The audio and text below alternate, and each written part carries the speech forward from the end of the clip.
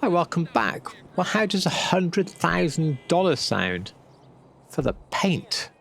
Yeah, I was asked to build a Chromaflair Porsche, and in this case, it's Urban Bamboo Chromaflair. So, chroma referring to light, it's all about how the light plays on the panels, and I think in GTA terms, we'd call it a very strong pearlescent. In reality, I think it's more than that, and the fact they make so few per year and the cost reflects that. But the question is, could I make that paint?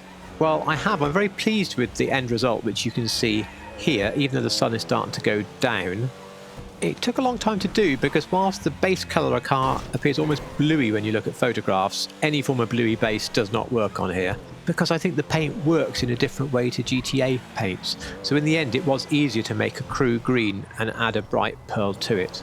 But have a good look at it here in what remains of the sun. I'm really pleased with it. I was asked to build a GT2 RS, but honestly, I think my red GT2 RS, which gets you the correct livery, etc., is by far the best, and any livery is going to pick up the pearl horrendously. So I found a Chromaflair 911 Turbo, and that's what I decided to build, so got half the build request. We've built turbos before. This build is more about the colour in fairness, so I will rattle through the build very quickly without talking much about alternatives. The stock front bumper and the smooth rear bumper I reckon work the best. Turbo exhaust 1 or 2, you're choosing. Stock on the fenders. We don't use the fog lights, we don't use the headlight covers. We don't use any hood catches, and the hood is best left as stock as well. For the interior, everything is stock on this particular car. For lights, use stock or car meet. We're not going to use a livery. For the plates, remove the front plate holder and then put whatever plate you want, of course, on the back. For the respray, this is the important bit. We have this crew colour here and the hex is on the screen. When it comes to the pearlescent, a bright orange pearl seems to work by far the best on here. Things like gold just work out too subtle, and the actual other orange works out too dark. So bright orange pearl.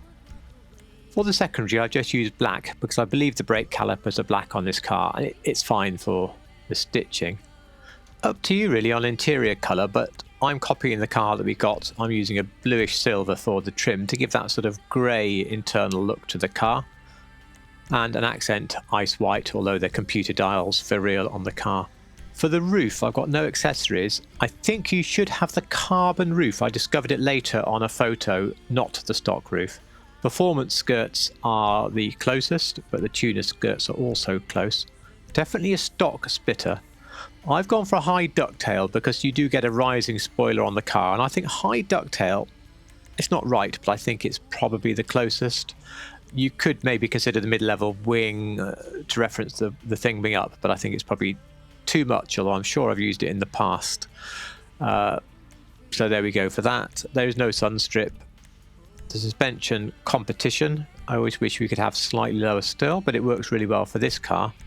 For the wheels, if you go into chrome, high-end Super G, they look really good. You get the right shape and you get the diamond sort of polished part. You can save a lot of money without the chrome, but I think that grey versus the machine polish look, I think you should just spend the money, to be honest.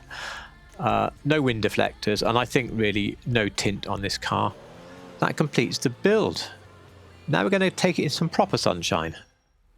Okay, I've used a race this time so you can see what it looks like. I think we've got this really rather close.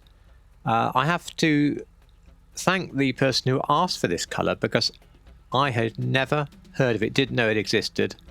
They pointed out to me that GT2 RS with all the options on and this colour is about $750,000. It's crazy really, and they don't make many of them either.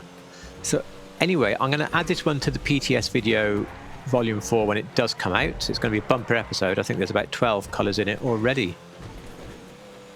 If you enjoyed this, please do click the like, sub if you like real cars in GTA, especially excessive Sierra content, and above all, thank you so much for watching.